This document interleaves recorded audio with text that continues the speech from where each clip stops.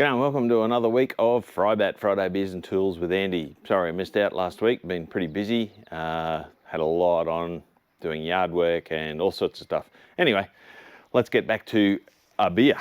This one I haven't reviewed on the channel before.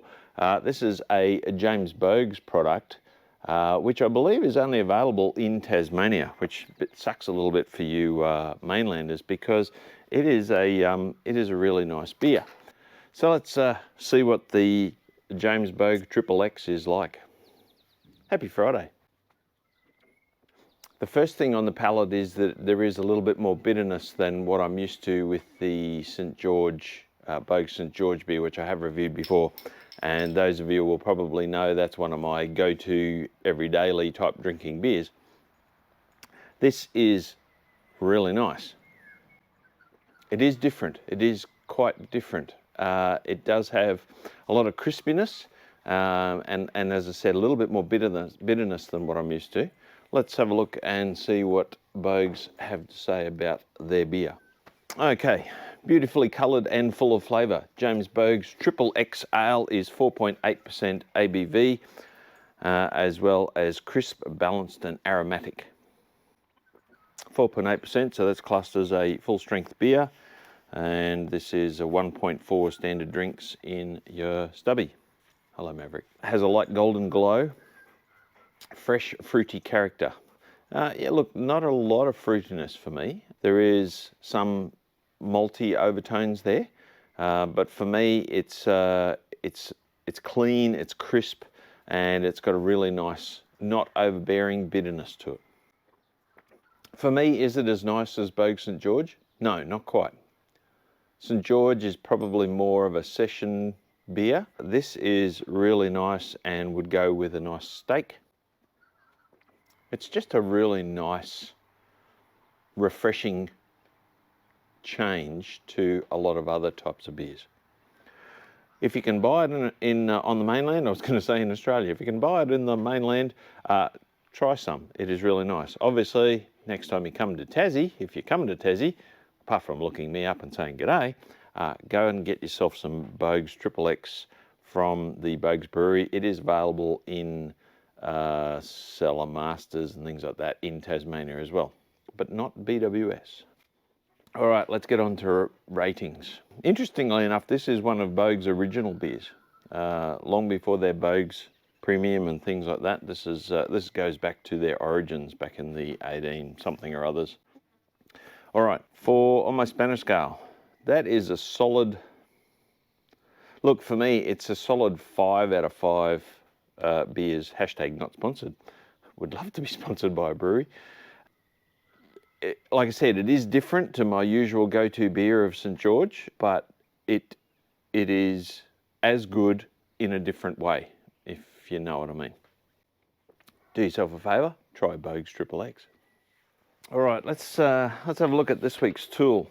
This week's tool is another Lisle product. This is Lisle Razor Blade Scraper, 52000, and this came from Amazon. And like most things that I buy on Amazon, I'll put a link down in the description below if you're interested in buying it. You get it at the same standard price as Amazon. However, I get a small kickback for the channel, which helps me buy tools to talk about them on my channel. Why would you need a razor blade scraper? Look, most commonly, razor blade scrapers are really handy when removing stickers, rego labels, etc. from windscreens. Not that there's many rego labels in Australia anymore. And my overseas viewers, in Australia, we used to have stick-on rego labels, yearly labels on our windscreens. Our number plates never ever changed. It was only a label that changed on the windscreen. They've been removed pretty much from all states of Australia now. So there's no actual way of looking at a car to tell whether it's in registration. I guess the police know when they check your number plates. So back to the Lisle Razor Blade Scraper. Why would you need one? Well, like I said, very handy for removing things from windscreens, from windows, mirrors, etc. without scratching the glass. They use a standard type, a little bit hard to see in the packet there, safety razor blade. That you can get much cheaper versions like this one I've had for many years. Look, at the end of the day, this is rubbish. These are terrible. The razor blade just sort of sits in there. It's not really clamped in place. It's got a really crappy sort of locking mechanism. They're a bit dangerous. I suppose they're a little bit safer than using a razor blade by itself, but they're pretty crappy. They're cheap. You know, you can buy these for a couple of dollars. The Lisle, however, is $32, which is getting up there. All right, let's open the packet up and have a look, see what we've got in the packet. The other place I would use these, this type of product is on removing gaskets from soft material like alloy. It is very easy to scratch alloy. This is a standard sort of a gasket remover. Can't remember what brand that is. It may have actually been a Lisle as well. No, it's not the normal Lisle blue. Anyway, that's what they call a gasket scraper. It's basically just like a chisel head. An old chisel will actually work really well as a gasket scraper if you don't want to buy a specific tool. I don't have a lot of old chisels because I'm not really a woodworker. So, what do you get in the packet? Once you get it out of its blister packet, it does come with a spring-loaded attachment here. They do give you just a plastic sort of version of a razor blade. Not sure why, it doesn't actually say why. It does come with 5 blades. Funnily enough, razor blades is one of those things that you can buy really cheap blades, and they're often rubbish. Better quality razor blades, which don't cost a real lot more, are much better. That's an interesting one for you. So they just spring load in place and the razor blade just slides in there. I'm glad it's a plastic one because it's a little bit more dangerous doing it with a real one. And oh, that's nice. It does have a storage holder in the back for your replacement razor blades. That's a great addition. Well done, Lisle. As I mentioned, this is currently on special for $32.23, 18% off at the moment. Do you need it in your kit? No, you can get away with just using safety razor blades. But as I mentioned, you know, your fingers are right close to the edges, whereas at least with this, you can actually be well back from the edge of the razor blade and much safer to use. It's a really quite chunky, ergonomic grip handle. I quite like that. But yeah, that's a handy little addition. Like I said, I have had the gasket scraper for many years now, and they are really good at removing gaskets from hard surfaces, steel. Really good at removing gaskets from hard surfaces such as machined steel, etc. They don't mar. It's very hard to mar the steel surface. However, they will, being steel, mar alloy. So you need to be much more careful with these when changing gaskets on an alloy surface. Similarly, you have to be careful with a razor blade too, but a razor blade gives you a little bit more control, a little bit more finer touch, I guess you'd say. So that's going to be handy for that. All right, let's talk value for money. Look, $32 is not a cheap, not often used tool in your toolbox, especially if you're starting out. However, if you're like me, old, and you've got every tool under the sun, I wonder why, having a specialist scraper is really quite handy. And I guess at the end of the day, $32 is not a real lot for a quality tool. Having said that, you certainly don't need it.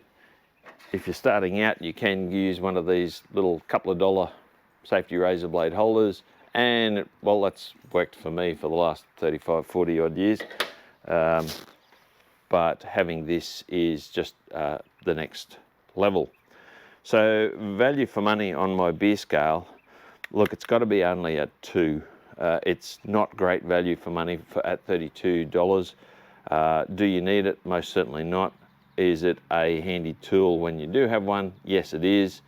Can't really sort of push that you need one in your kit, but if you're like me and you're replacing all of your crappy old Chinese stuff with better quality tools, Lisle is made in America, then yeah, I can justify it.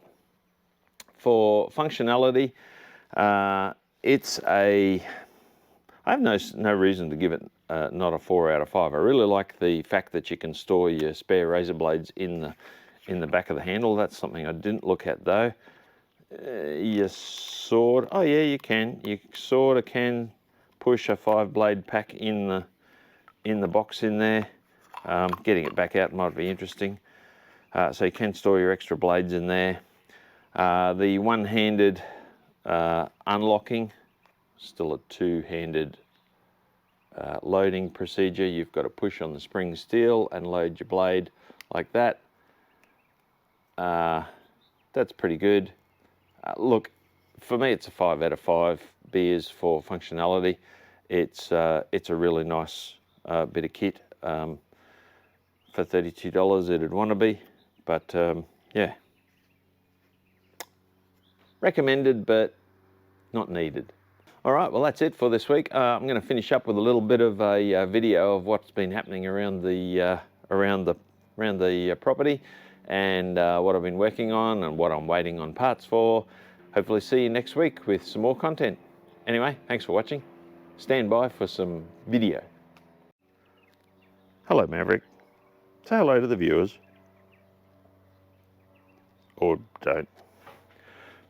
All right, very dirty Monaro is still up on the hoist, waiting on some parts. Basically waiting on a new radiator overflow bottle, and then just a couple more fluid changes, and put it all back together, and then start the detailing process, because Marilyn is going to be used for my son's, one of the wedding cars, along with his Monaro.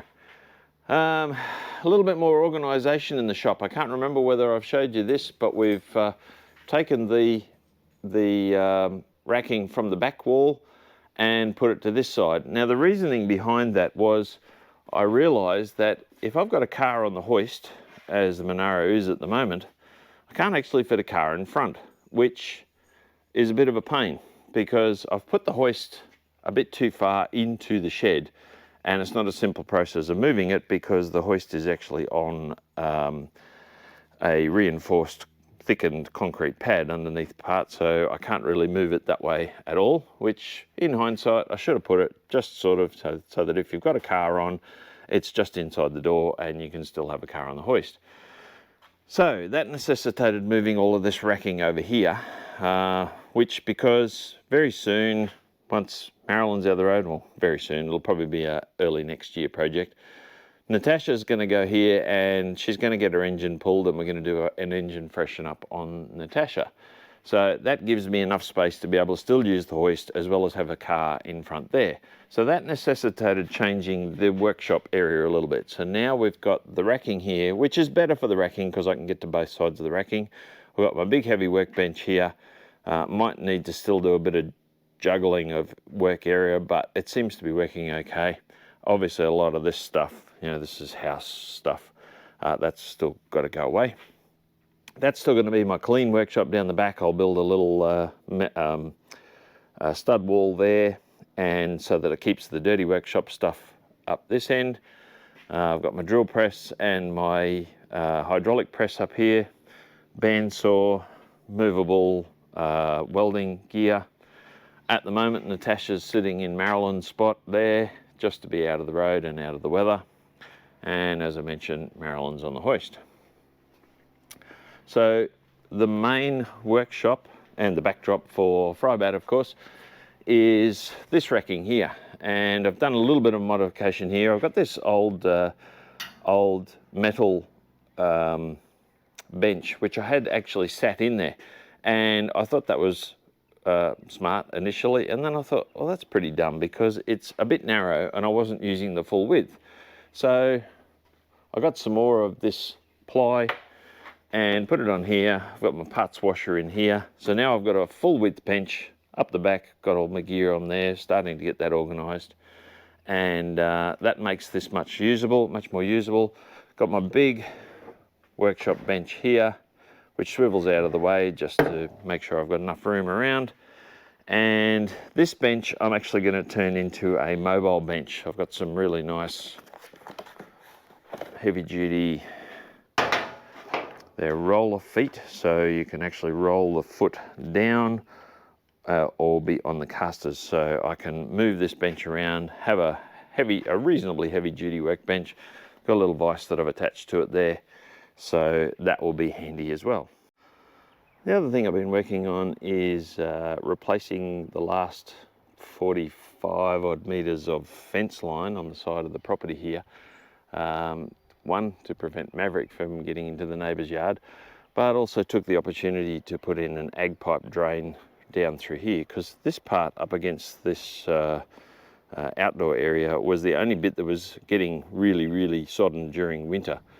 And it was really weird because didn't seem to be any water coming across from my neighbour's yard, but must have been a bit of groundwater coming out across under the clay. So ag pipe now runs down here and exits down the yard. Still got to do a bit of top dressing here. I'll put a couple of photos, progress photos up here. And yeah, so that's what I've been working on there. Yard's looking really nice. I think I showed you the caravan carport, didn't I? So we've built a carport, technically classed as a transportable shade shed, and put in a retaining wall here, and that's where the new caravan is going to go. So that will be wonderful to have the caravan undercover. But the yard's looking terrific. The place is just really looking nice in spring. It's starting to dry out in spots though, which is quite surprising. What are you doing, dog? Hey, don't you dig.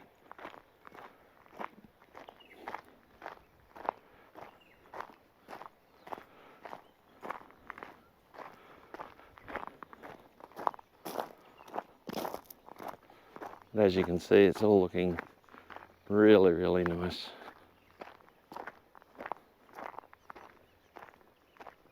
Very happy with the way it's coming along. Anyway, that's it for now. See ya.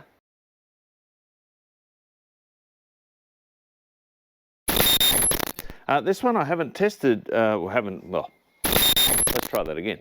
I'm getting ahead of myself. Maverick, no. No rocks. Maverick, no.